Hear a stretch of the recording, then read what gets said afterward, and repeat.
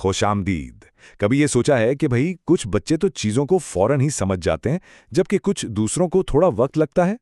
آج ہم اسی دلچسپ موضوع پر بات کریں گے کہ بچے آخر سیکھتے کیسے ہیں، کیونکہ سچ تو یہ ہے کہ ہر بچہ واقعی میں بالکل منفرد ہوتا ہے۔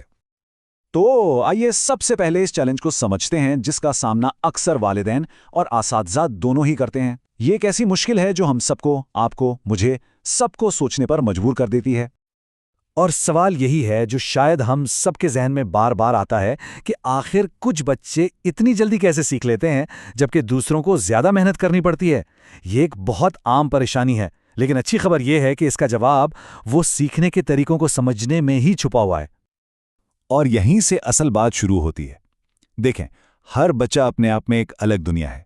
جس طرح ان کی شکل، ان کی عادتیں، ان کی دلچسپیاں مختلف ہیں نا، بالکل ویسے ہی ان کے سیکھنے کا انداز بھی ایک دوسرے سے بالکل الگ ہے۔ یہ کوئی مسئلہ نہیں، بلکہ یہی تو ان کی خاصیت ہے۔ تو پھر یہ سب جاننا اتنا ضروری کیوں ہے؟ وہ اس لیے کیونکہ جس لمحے ہم کسی بچے کے سیکھنے کے خاص انداز کو سمجھ لیتے ہیں تو تعلیم کا پورا سفر نہ صرف آسان اور زیادہ مؤثر بن جاتا ہے بلکہ سچ پوچھیں تو دلچسپ بھی ہو جاتا ہے۔ دراصل یہی بچے کی کامیابی کی اصل چابی ہے۔ تو حل کیا ہے؟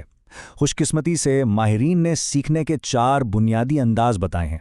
اگر ہم ان 4 چابیوں کو سمجھ لینا تو ہم ہر بچے کی چھپی ہوئی صلاحیتوں کا تالا آسانی سے کھول سکتے ہیں۔ چلیں سب سے پہلے ان 2 طریقوں کو دیکھتے ہیں جو ہمارے دیکھنے اور سننے کی حس سے جڑے ہیں۔ یہ سب سے عام انداز بھی سمجھے جاتے ہیں۔ پہلا ہے بصری انداز، یعنی ویژول لرنرز۔ یہ وہ بچے ہیں جو ان چیزوں سے بہترین سیکھتے ہیں جنہیں وہ اپنی آنکھوں سے دیکھ سکتے ہیں۔ مطلب الفاظ سے کہیں زیادہ تصویریں ان کے ذہن پر گہرا اثر چھوڑتی ہیں۔ ایسے بچوں کے لیے تصویریں، چارٹس، رنگین خاکے اور خاص طور پر ویڈیوز، یہ چیزیں تو جادو کا کام کرتی ہیں۔ یہی وہ اوزار ہیں جو مشکل سے مشکل بات کو بھی ان کے لیے آسان اور ہمیشہ کے لیے یادگار بنا دیتے ہیں۔ اب آتے ہیں دوسرے انداز پر، یعنی سمعی انداز یا آڈیٹری لرنرز۔ یہ وہ بچے ہیں جو سن کر سب سے بہتر طریقے سے سمجھتے ہیں۔ ان کے لیے آواز اور الفاظ میں خاص قسم کی طاقت ہوتی ہے۔ ان کے لیے کہانیاں سننا، آپس میں بات چیت کرنا یا کسی موضوع پر کوئی لیکچر سننا، یہ سیکھنے کا سب سے بہترین طریقہ ہے۔ آپ اکثر دیکھیں گے کہ یہ بچے کلاس میں لیکچر کے دوران یا کسی بحث میں سب سے زیادہ توجہ دیتے ہیں اور سوال بھی بہت پوچھتے ہیں۔ اچھا جی، آپ چلتے ہیں اگلے 2 اندازوں کی طرف جو زیادہ عملی اور روایتی ہیں۔ یہاں بات صرف دیکھنے یا سننے کی نہیں ہے بلکہ خود کچھ کرنے اور پڑھنے کی ہے۔ تو تیسرا انداز ہے عملی انداز، جنہیں ہم کائنیستھیٹک لرنرز کہتے ہیں۔ یہ بچے دراصل کر کے سیکھنے والے ہوتے ہیں۔ صرف دیکھنا یا سننا ان کے لیے کافی نہیں ہوتا، انہیں خود اس کام میں جسمانی طور پر شامل ہونے کی ضرورت پڑتی ہے۔ ان بچوں کے لیے کوئی بھی ایکٹیویٹی، کوئی کھیل یا سائنس کا کوئی تجربہ، یہ چیزیں سیکھنے کے عمل کو زندہ کر دیتی ہیں۔ ان کے لیے تو حرکت اور عمل ہی علم حاصل کرنے کا سب سے بہترین راستہ ہے۔ اور آخر میں ہے چوتھا انداز، مطالعہ اور تحریر کا، یعنی ریڈنگ رائٹنگ لرنرز۔ یہ بچے تحریری الفاظ یعنی لکھے ہوئے ٹیکسٹ کے ذریعے معلومات کو سب سے بہترین طریقے سے جذب کرتے ہیں۔ ویسے یہ تعلیم کا سب سے روایتی طریقہ بھی مانا جاتا ہے۔ ان کے لیے کتابیں پڑھنا، اہم باتوں کو اپنی کاپی میں لکھنا اور نوٹس بنانا، یہ معلومات کو ذہن میں بٹھانے کا سب سے مؤثر طریقہ ہے۔ یہ وہی بچے ہیں جو امتحان سے پہلے اپنے بنائے ہوئے نوٹس کو بار بار پڑھ کر بہترین تیاری کر لیتے ہیں۔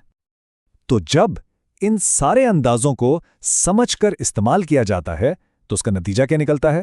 نتیجہ صرف بہتر نمبر نہیں ہے بلکہ اس سے کہیں بڑھ کر کچھ اور ہے۔